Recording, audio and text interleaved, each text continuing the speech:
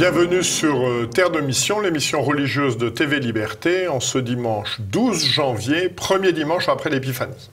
Trois invités dans notre émission. Tout d'abord, Louis Perrault de l'association SOS Chrétiens d'Orient, à l'occasion d'un hors-série de l'Homme Nouveau que j'ai trouvé tout à fait passionnant, quand des jeunes partent au secours des chrétiens d'Orient. Ensuite, nous accueillerons Thibaut Dubois, qui vient de publier aux éditions Via Romana un recueil de contes, Merveilleux Noël de Provence. Et enfin, François-René Charles, directeur commercial des éditions Salvator, à propos du dernier roman de Michael O'Brien, L'éclipse du soleil.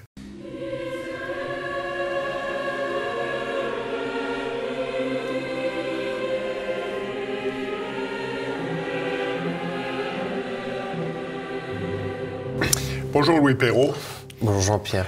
Merci de nous rejoindre. Donc vous êtes aujourd'hui chargé des relations presse de l'association SOS Chrétiens d'Orient. Vous êtes chef de mission adjoint au Liban et vous venez nous présenter ce hors-série de l'Homme Nouveau, quand des jeunes partent au secours des chrétiens d'Orient. Pouvez-vous d'abord un petit peu vous présenter pour nos téléspectateurs? Alors du coup, je m'appelle Louis Perrault, j'ai 27 ans.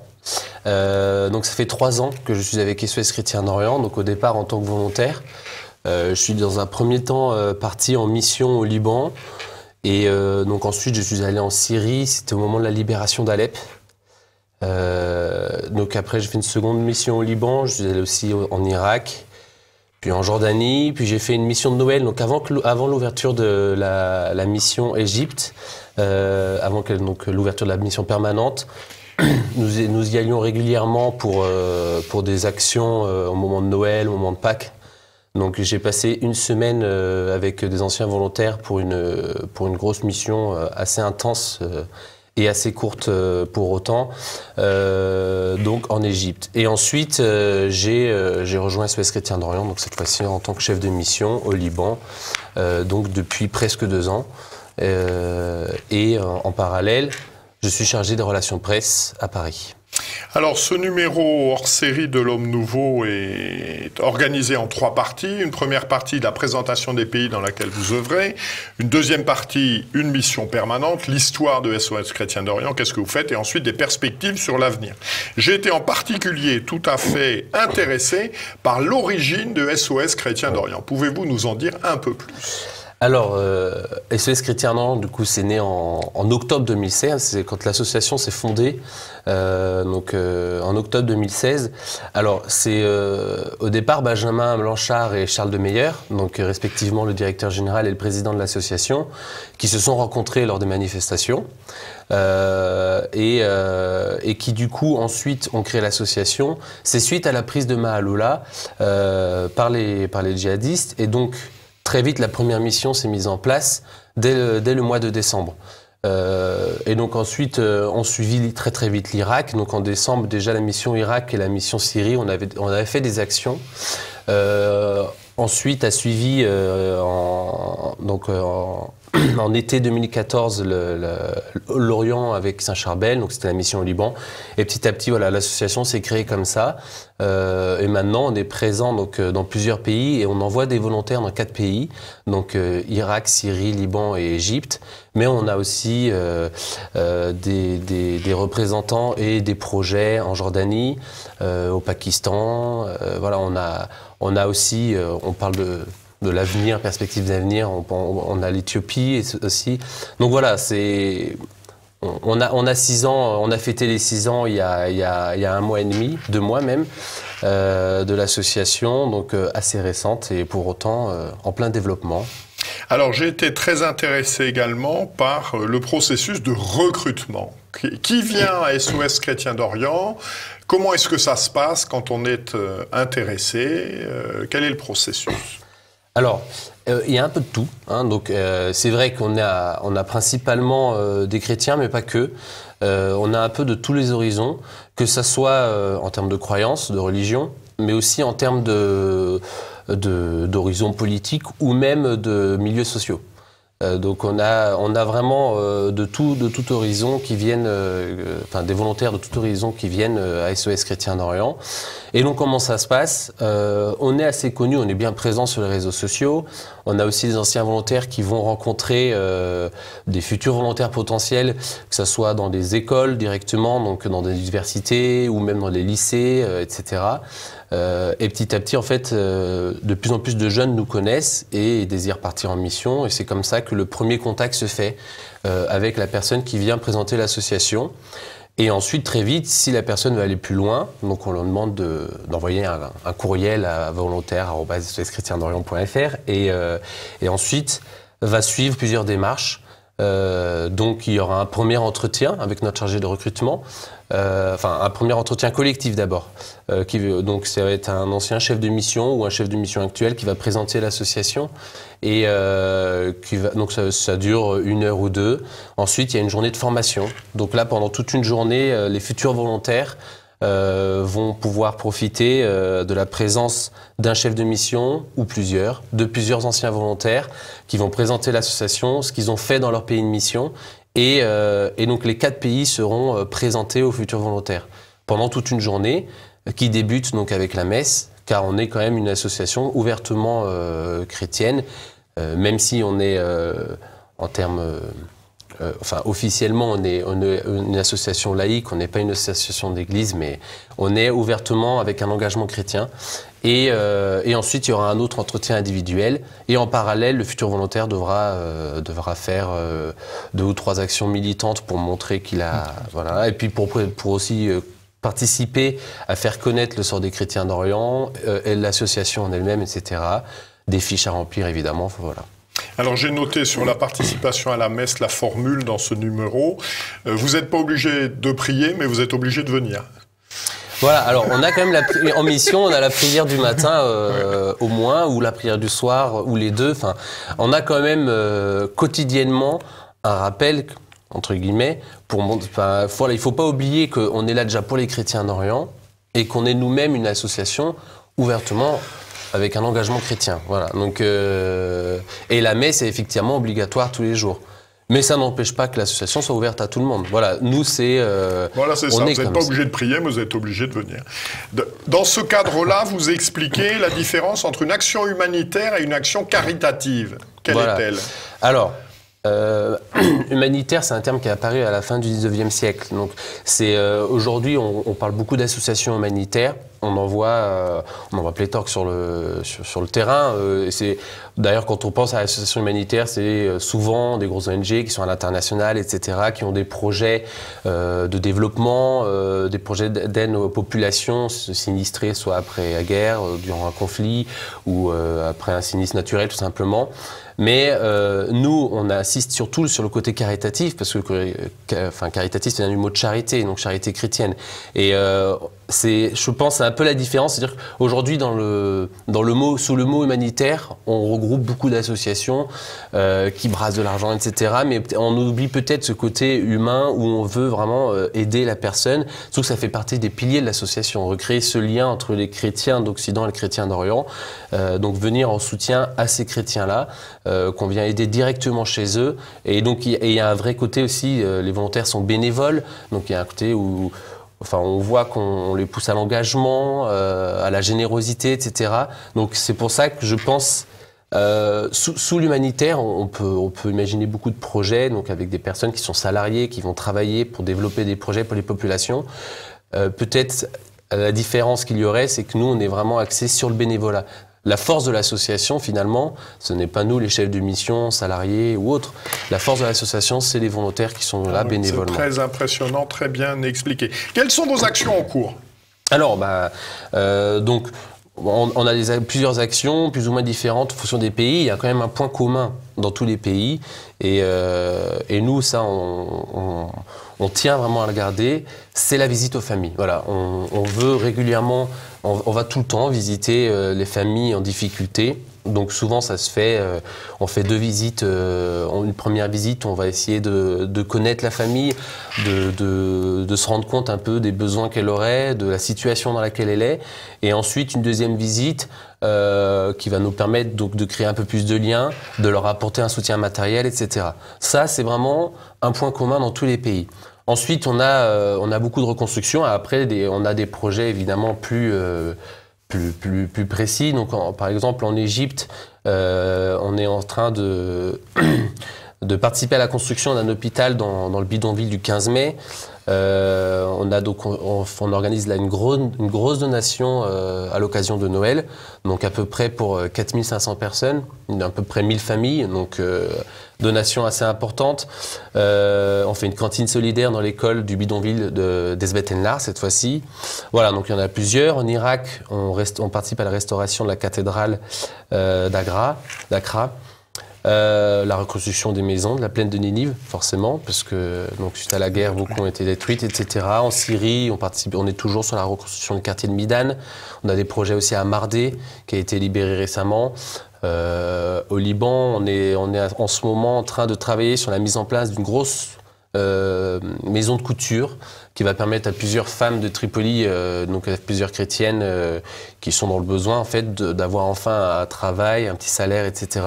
Voilà, donc plusieurs projets à développement économique ou pas, qui viennent aider directement les chrétiens ou pas, voilà, dans différents pays. On en a aussi au Pakistan, etc. Merci beaucoup. Concrètement, comment vous joindre, vous aider, prendre contact avec vous ? Alors, on a sur notre site internet, tout simplement, c'est assez bien fait. On tombe tout de suite déjà sur les moyens pour nous, enfin la façon pour nous aider financièrement. Mais déjà, je pense l'aide la plus importante et la plus indispensable que pourrait faire tout un chacun, c'est tout simplement de prier pour les chrétiens d'Orient. On a en fait, si vous voulez, une action concrète sur le terrain où on va aider concrètement les chrétiens d'Orient, mais elle n'est utile finalement que si ça part d'une volonté globale des chrétiens, surtout dans cette optique où on veut recréer ce lien entre chrétiens d'Occident et chrétiens d'Orient. Et ben tous les chrétiens d'Occident, s'ils sont là pour prier pour les chrétiens d'Orient, finalement ils accompagnent notre action. Vous savez, c'est la phrase de Sainte Thérèse qui dit il faut prier comme si l'action était inutile, mais agir comme si la prière était insuffisante. Et moi, je pense que c'est dans cette optique-là qu'il faut que l'association continue de fonctionner. Donc, le premier soutien, c'est le soutien moral, le soutien par la prière, évidemment. Et puis, évidemment, du coup, le soutien financier. Donc, on trouve tout très vite sur le site internet directement, où on peut donner pour un projet en particulier ou pour l'association sans choisir un projet précisément, et tout simplement aussi, notre action sur le terrain, c'est par les volontaires. Donc nous aider, c'est aussi recruter des futurs jeunes qui viendraient nous aider. Merci beaucoup Louis. Donc je vous renvoie à la lecture de ce passionnant dossier « Quand des jeunes partent au secours des chrétiens d'Orient ». Et en particulier, la partie consacrée à l'histoire de l'association est vraiment très enthousiasmante et très roborative. Voilà, il y a encore des gens qui savent se dévouer généreusement pour les autres et nous vous en remercions. Merci Jean-Pierre, merci beaucoup.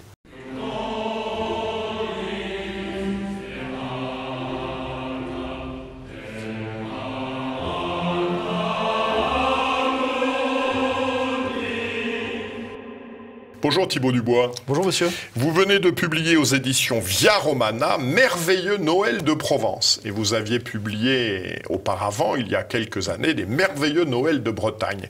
Alors qu'est-ce qui vous frappe quels sont les points communs, mais aussi quelles sont les différences entre le climat général des Noëls bretons et des Noëls de Provence ?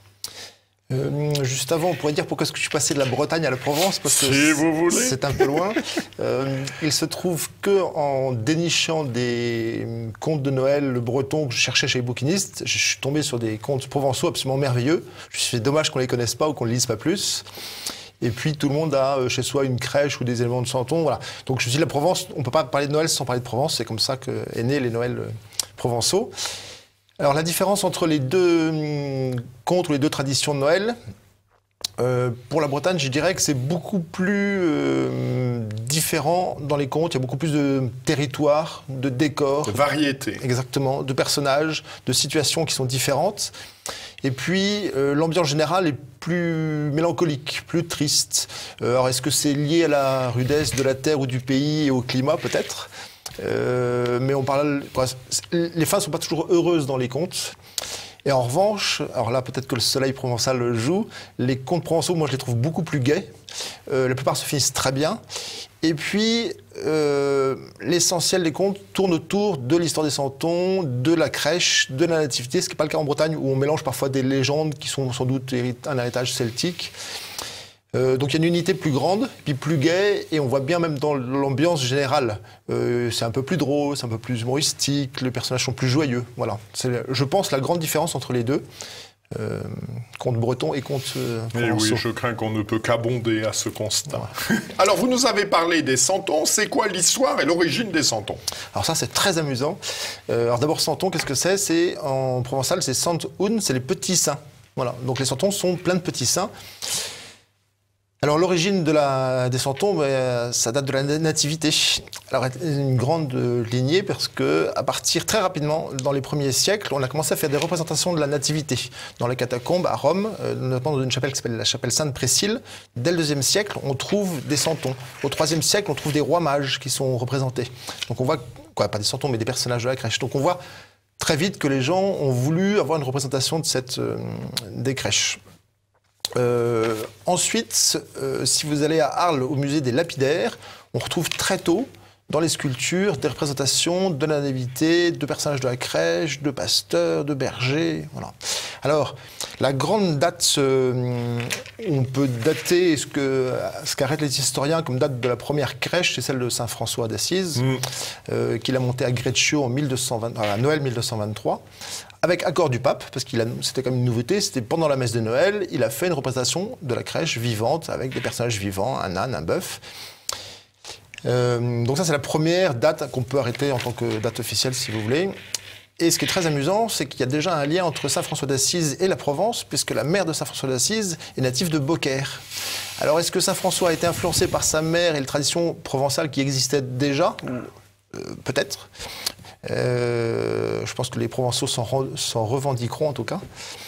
Donc ça, c'est la première officielle. Et après, pendant plusieurs siècles, on ne sait pas trop ce qui s'est passé. Il y a sans doute eu des représentations à droite à gauche. La deuxième date qu'on peut arrêter, c'est le Concile de Trente, donc 250 ans plus tard, milieu du XVIe siècle. À partir du Concile, on trouve des représentations des crèches dans les églises. Et donc dans beaucoup d'églises, ça se part de l'Italie. Il y en a beaucoup en Provence. Et alors là, les crèches et les santons sont en cire ou en bois. Donc c'est quand même des matières assez chères, le coût est élevé, donc il n'y en a pas partout. Et puis ça commence à se développer un petit peu dans certaines familles nobles. Et à la même époque naissent les crèches napolitaines, qui sont bien connues, avec des grands personnages, des manteaux brodés, des tenues, voilà. Alors ensuite, ça continue à évoluer pour avoir les santons et les crèches, puisqu'il y a un bienfait méconnu de la Révolution, qui, supprimant... Il y en a au moins un. Exactement. En supprimant les crèches dans les églises, les gens se sont trouvés dépourvus de crèches. Donc ont commencé à naître les premières crèches à Marseille, faites en terre cuite, donc beaucoup moins chères, donc accessibles au plus grand nombre. Et à ce moment-là, les crèches sont arrivées dans les familles. Voilà, ce qui n'était pas le cas avant, parce que c'était dans les grandes familles très riches ou dans les églises. Et donc chacun a voulu avoir une petite crèche chez soi, et on a commencé... Donc ça, c'est le début du développement des crèches et des santons tels qu'on les connaît provençaux. Qu'est-ce que je peux vous dire d'autre sur la Provence? Voilà. Ah oui, une chose assez amusante sur les Provençaux, c'est que les décors sont très proches finalement des décors de Galilée. Il y a des oliviers, la terre est ressemblance, il y a le bord de mer, voilà. Il y a beaucoup de similitudes, ce qui fait que presque on pourrait penser que la nativité a eu lieu en Provence. Voilà, ce qu'on retrouve d'ailleurs dans les contes provençaux. Alors, l'œuvre littéraire la plus connue quand on parle des Santons et puis des contes de Provence, c'est bien sûr la pastorale des Santons de Provence. Alors, c'est quoi une pastorale? Alors, une pastorale, d'abord, son nom, elle vient des pasteurs, parce qu'en fait, c'est l'histoire des bergers. Voilà, donc la pastorale, c'est l'histoire des bergers au moment de la nativité. Alors, j'ai découvert qu'il y avait de nombreuses pastorales différentes, écrites par différentes personnes. Si on voulait la résumer, c'est une pièce de théâtre dans laquelle on raconte l'histoire de la nativité avec un mélange de religieux et de traditions profanes, des chants provençaux ou des chants de Noël qui coupent cette pièce-là pour l'animer. Alors, la plus connue, c'est celle de Audiard, que je n'ai pas retranscrite, parce que tout le monde la connaît, elle existe en CD, elle est récente. Audiard, c'est pas Michel Audiard. Non, c'est pas celui-là. Au XXe siècle, et donc là, vous avez plein d'acteurs connus qui ont enregistré des chansons là. Donc c'est la plus connue, et c'est celle où il y a un ange qui s'appelle... L'ange Bouffaréo. Exactement, merci. Et qui, lui, est le narrateur de la pastorale. Alors moi, j'en ai retrouvé une plus ancienne, qui s'appelle celle de Morel, qui est la plus ancienne écrite, parce qu'il y avait sans doute d'autres qui existaient avant. Que j'ai gardé parce que je trouvais d'abord très belle, et en plus lui il n'a pas intitulé la pastorale, il a appelé le mystère de la naissance de notre Seigneur Jésus-Christ. Oui, c'est le titre que exactement. Il explique pourquoi, parce qu'en fait ces pastorales-là sont nées dans la lignée des mystères qu'on jouait au Moyen-Âge. Donc c'est exactement ça, c'est un mystère du Moyen-Âge qui est joué, sauf que ça se passe autour de la Nativité, avec les héros principaux qui sont les personnages qui entourent la crèche. Alors la pastorale, elle est très présente, très jouée encore en Provence, souvent en provençal. Donc moi j'ai mis une texte en français, parce que c'est pas forcément facile de comprendre le provençal, en tout cas pour moi. Sur la Provence, voilà. Alors elles ont commencé à partir du XVIIe, si vous voulez, un petit peu de jouer comme une pièce de théâtre. Puis après ça, on a fait des représentations de marionnettes. Voilà, et tout ça a fini par donner des pièces de théâtre. Et c'est encore une tradition très vivante en Provence, parce qu'il y en a tout le temps qui sont jouées au moment de Noël. Alors, question classique, mais inévitable. Votre conte préféré et pourquoi? Alors, mon conte préféré, assez court, et il s'appelle L'âne de Saint-Joseph. Alors, écrit par Frédéric Mistral, qui est un des grands défenseurs de la Provence et de la langue provençale, qui a créé les Faits libres, qui est une association de grands auteurs qui ont défendu le renouveau de la Provence et du provençal parlé. Et alors dans ce conte-là, c'est très amusant. Alors d'abord, la plume de Mistral est très belle. Il y a un très beau style littéraire, le ton donné est très agréable.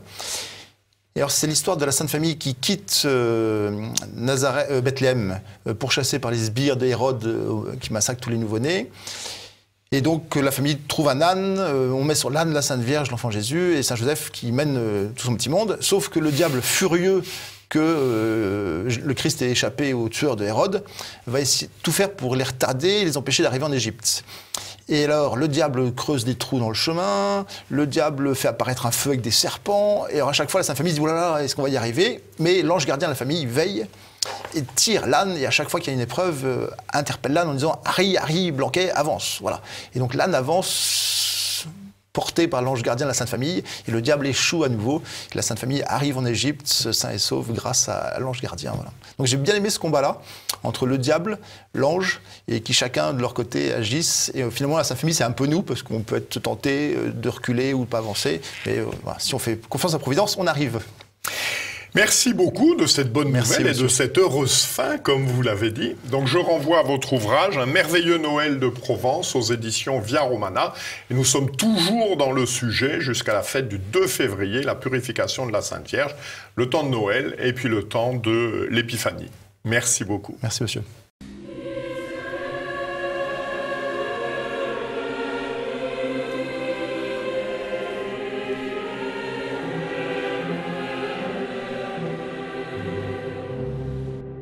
Bonjour François-René Charles.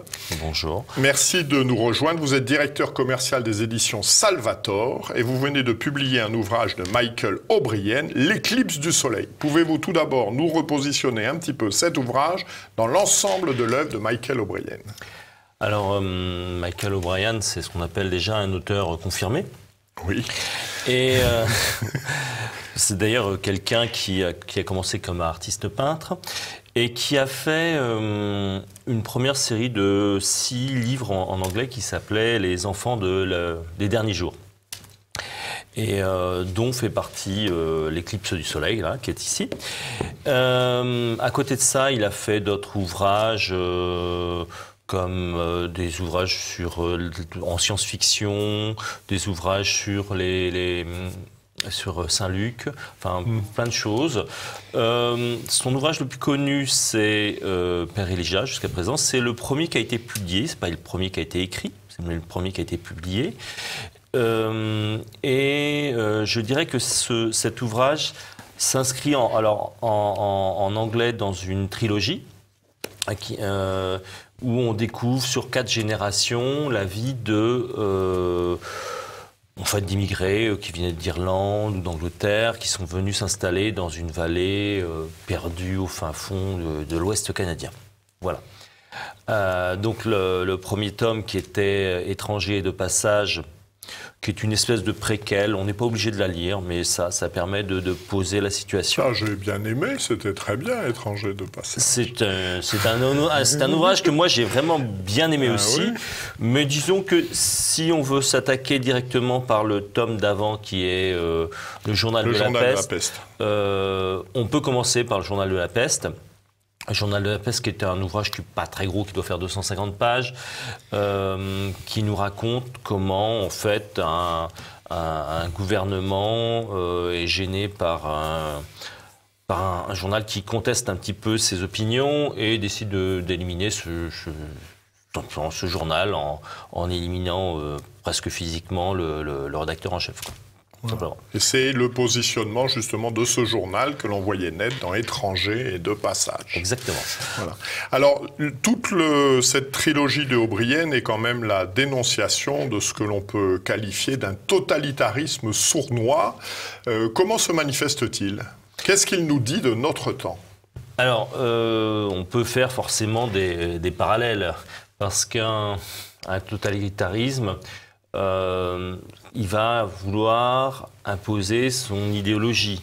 Il va vouloir montrer que tout se passe bien. Il va faire en sorte que les gens évitent de se poser des questions. Donc, c'est assez classique, on l'a vu dans tous les totalitarismes du XXe siècle. Il y a forcément un contrôle des médias, d'où l'élimination du média qui leur posait problème. Et puis, tous les gens qui sont un peu opposés, on va les isoler socialement, on va les isoler économiquement, ce qui fait que toutes ces personnes vont penser qu'ils sont toutes seules et ne vont pas pouvoir réagir. Ils sont vraiment insignifiants pour le gouvernement. Et donc, Michael O'Brien nous décrit tout ce processus.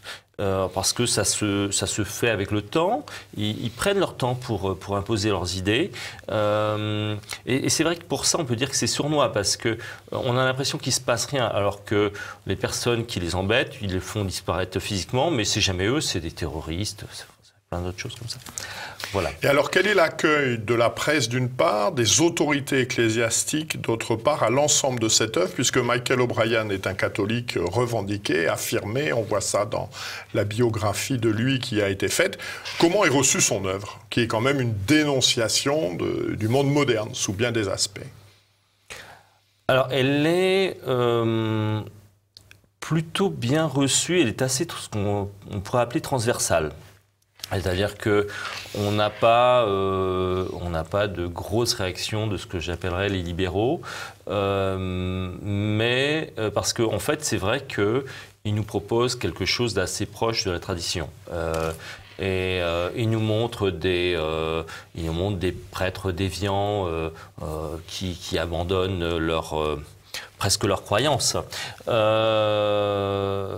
Disons que cet ouvrage est aussi bien... il est très soutenu par le côté, on va dire, plus classique, mais aujourd'hui, il ne rencontre pas spécialement d'opposition de l'autre, parce que l'auteur rentre vraiment dans les détails. Il n'est pas là pour juger, il pose juste des descriptions, et face à tel comportement, quelle est la conséquence? Il montre un scénario. Alors, où se cache l'espérance dans cet ensemble d'ouvrages, et dans celui-ci plus particulièrement?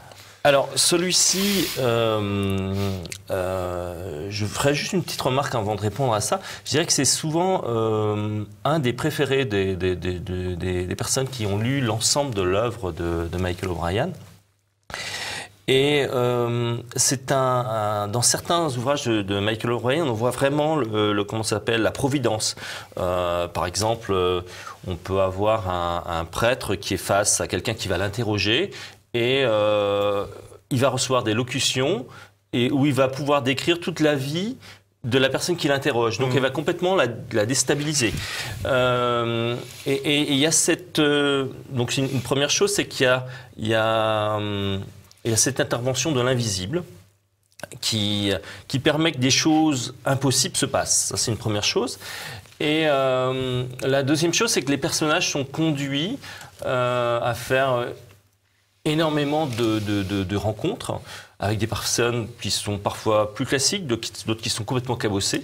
Et c'est vraiment... Enfin, des personnes vont leur permettre d'avancer et de mettre un grain de sable dans une mécanique qui devait broyer tout l'ensemble des personnes, tout simplement. Alors effectivement, je pense que c'est une des caractéristiques de l'œuvre, c'est l'intervention permanente du divin. C'est-à-dire que alors on retrouve ça, puis on le voit dans sa biographie, Michael O'Brien a été lié un temps au mouvement charismatique, etc. Il y a vraiment une relation personnelle avec Dieu, et Dieu, il intervient dans la vie des protagonistes de l'ensemble des romans. Voilà, et de toute façon, c'est on peut le lier effectivement à sa vie. C'est-à-dire qu'à un moment donné, dans sa jeunesse, Michael O'Brien a été, on va dire, approché par des gens par une secte. Et à un moment donné, comme d'autres auteurs, d'ailleurs, on retrouve ça dans d'autres œuvres littéraires, il a vraiment senti une présence maléfique. Et en demandant l'intervention de Dieu, il a senti que, en fait, cette présence maléfique pouvait être complètement chassée. Et ça l'a marqué à vie, et il le retransmet dans son œuvre, tout simplement. Parfait, merci beaucoup. Donc je vous remercie d'être venu nous présenter cet ouvrage. Donc je vous rappelle, c'est le dernier roman de Michael O'Brien, L'Éclipse du Soleil. Donc le roman le plus connu est bien sûr Père Elijah. C'est une excellente lecture distrayante. C'est pas très drôle quand même l'ensemble, mais je crois que chacun aura profit à lire ce livre. Alors nous nous retrouvons pour notre prochaine émission de Terre de Mission le 19 janvier prochain. C'est donc Guillaume de Thiolois qui la présentera. Et d'ici là, que Dieu qui est Père, Fils et Saint-Esprit nous garde. Bon dimanche à tous.